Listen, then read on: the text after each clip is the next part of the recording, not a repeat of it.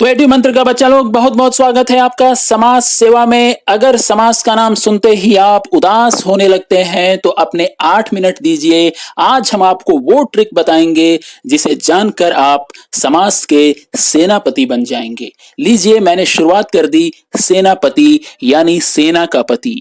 तो बच्चा लोग, जब दो या दो से ज्यादा शब्दों को मिलाकर कोई नया शब्द बनता है तो इसे कहते हैं समास।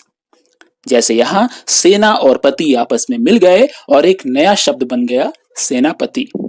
अब परीक्षा में पूछा जा सकता है कि पदों का विग्रह करके बताएं ये कौन सा समास है। तो ऐसे में घबराने का नहीं, शब्द को पद भी बोलते हैं।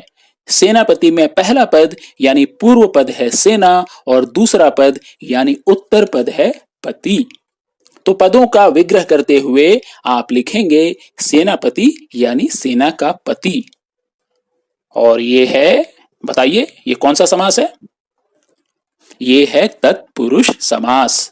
तो जिसने बताया वो भी और जिसने नहीं बताया वो भी अपने लिए खुद से ताली बजा लो बचा लोग, क्योंकि अब हम एक एक करके सारे समास के बारे में पढ़ेंगे। समास के कुल 6 भेद हैं, यानी समास 6 तरह के होते हैं।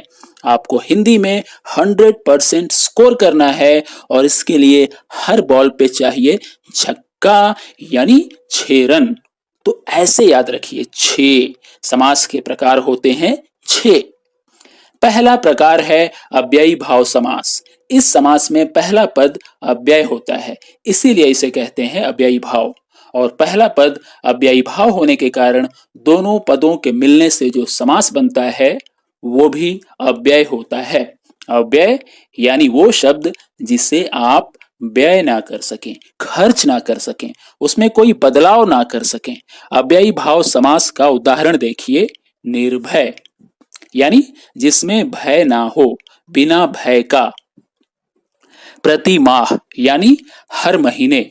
अव्ययी भाव शब्दों की पहचान का मेरा ट्रिक ये है कि जब आप इसे तोड़ते हैं तो आमतौर पर बीच में कोई विभक्ति नहीं आती है।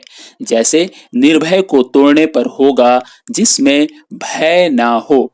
यहां भय और ना के बीच कोई विभक्ति नहीं आई। इसी तरह प्रति माह को तोड़कर देखो, हर महीने, इन दोनों के बीच भी कोई विभक्ति नहीं आई। लेकिन सेनापति, सेनापति को तोड़ो, सेना का पति, यहां सेना और पति के बीच विभक्ति आई है। ये बात हर जगह लागू नहीं हो सकती, इसलिए मेरा दूसरा ट्रिक ये है कि अव्ययी भाव समास अ, आ, यथा, प्रति इन जैसे शब्दों से शुरू होते हैं। जैसे आमरण, यथावत, प्रतिदिन। दूसरा समास है तत्पुरुष। तत्पुरुष समास की यह पहचान होती है कि इसमें 2 शब्दों को तोड़ने पर बीच में विभक्ति जरूर आती है। को, से, के द्वारा, के लिए, का, की, के, ये जितनी भी विभक्तियां हैं बच्चा लोग, इन्हीं में से कोई ना कोई विभक्ति बीच में आती है, तब जाकर बनता है तत्पुरुष। अब बच्चा लोग इसे उदाहरण से समझो। जेब खर्च यानी जेब का खर्च।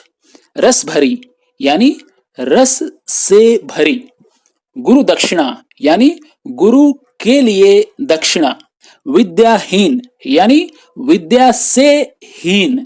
मोक्षदायिनी यानी मोक्ष को देने वाली। आगे बढ़ने से पहले समास की 3 बातें दोहरा लेते हैं। इसके 6 प्रकार हैं, जैसे कि क्रिकेट में हर बॉल में सिक्सर 6। तत्पुरुष में 2 शब्दों के बीच विभक्ति होती है, यानी मिडिल स्टैंप होता है जिसे आपको उड़ा देना है। और अव्ययी भाव में आमतौर पर बीच में विभक्ति नहीं होती, मिडिल स्टैंप नहीं होता है। अगला समास है द्वंद्व समास। सबसे आसान विकेट, गिल्ली बिखेर दो, क्योंकि द्वंद्व समास की यही पहचान है। 2 शब्दों के बीच गिल्ली। हाइफन, रात दिन, अन्न जल, माता पिता, देश विदेश।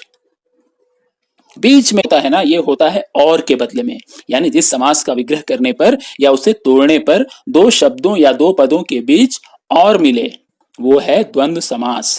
जैसे माता और पिता के बदले हम बोलते हैं माता पिता। चौथा समास है बहुव्रीहि समास।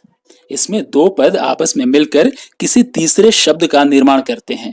परीक्षा में बहुब्रीहि से एक सवाल रहना ही रहना है, इसलिए ध्यान से। जैसे मुरलीधर, मुरली को धारण करने वाला यानी श्री कृष्ण। लंबोदर, लंबा है जिसका उदर यानी भगवान गणेश। पांचवा समास है कर्मधारय। इसमें एक पद विशेषण होता है और दूसरा विशेष्य, यानी एक शब्द दूसरे शब्द की विशेषता बताता है। जैसे नीलांबर यानी नीला है जो अंबर। मुक्ताकाश यानी मुक्त है जो आकाश। आप सोच रहे होंगे बच्चा लोग कि बहुव्रीहि और कर्मधारय तो एक जैसे हैं, लेकिन नहीं। बहुव्रीहि और कर्मधारय में कंफ्यूज नहीं करने का, मैं आपको एक ट्रिक बताता हूं। बहुव्रीहि में दो शब्द मिलकर जिस तीसरे शब्द का निर्माण करते हैं वो कोई व्यक्तिवाचक संज्ञा होता है, लेकिन कर्मधारय में जो तीसरा शब्द बनता है वो व्यक्तिवाचक संज्ञा नहीं होता। एग्जाम्पल देखो, मुरलीधर, मुरली को धारण करने वाला तो बहुव्रीहि होगा, क्योंकि मुरलीधर का अर्थ होता है भगवान श्री कृष्ण। लेकिन हलधर, हल को धारण करने वाला बहुव्रीहि नहीं कर्मधारय होगा, क्योंकि हलधर का अर्थ होता है किसान। और आखिर में द्विगु समास, जो कि समास का छठा प्रकार है। इसकी पहचान बहुत आसान। इसका शुरुआती पद यानी कि पहला पद संख्यावाची होता है। जैसे एक तारा, दो धारी, त्रिभुज, चौराहा, पंचवटी। आखिर में क्विक रिकैप, समास के 6 प्रकार होते हैं। अव्ययी भाव समास अ, आ, यथा, प्रति जैसे शब्दों से शुरू होते हैं। जैसे आमरण, यथावत, प्रतिदिन। तत्पुरुष समास, इसे पहचानना बहुत सरल। इस समास के दो शब्दों के बीच को, से, के द्वारा के लिए ऐसी विभक्तियां होती हैं, जैसे जेब खर्च यानी जेब का खर्च। द्वंद्व समास, जिनके बीच हाइफन होते हैं, जैसे माता पिता, दिन रात। बहुव्रीहि, दो शब्द आपस में मिलकर तीसरा शब्द बनाते हैं, जैसे मुरलीधर यानी श्री कृष्ण। कर्मधारय, इसमें भी एक शब्द दूसरे की विशेषता बताता है, लेकिन जो नया अर्थ बनता है वो व्यक्तिवाचक नहीं होता, जैसे हलधर यानी किसान। और छठा समास द्विगु, इसका पहला शब्द संख्यावाची होता है, जैसे एक तारा, दोपहर, त्रिशंकु। तो बच्चा लोग अखबार पढ़ते हुए, टीवी देखते हुए, लॉकडाउन के बीच घर में बातचीत करते हुए उन शब्दों की पहचान करो जो समास हैं। समास की एक डायरी बनाओ, उसमें इन्हें नोट करो। कोई दिक्कत हो तो कमेंट बॉक्स में आकर पूछो। संडे हो या मंडे जवाब मिलेगा। 24 घंटे आपको ये समास सेवा कैसी लगी जरूर बताने का।